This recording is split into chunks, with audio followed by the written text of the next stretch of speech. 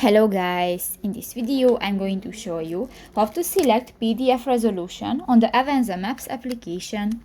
But first of all, I just want to mention, please don't forget to subscribe to our channel, because at 100,000 subscribers we are going to show you our YouTube revenue statistics and growth strategy, how to make money online.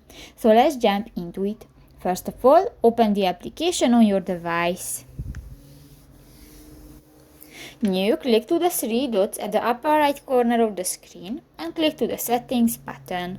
New, go to the settings section and click to the first option, the general, and here you can find a PDF resolution on import, and you can select three options, and new, for example, choose the second option and just click to the circle icon and done. So that's pretty much it for this video guys. See you in the next one. Bye bye.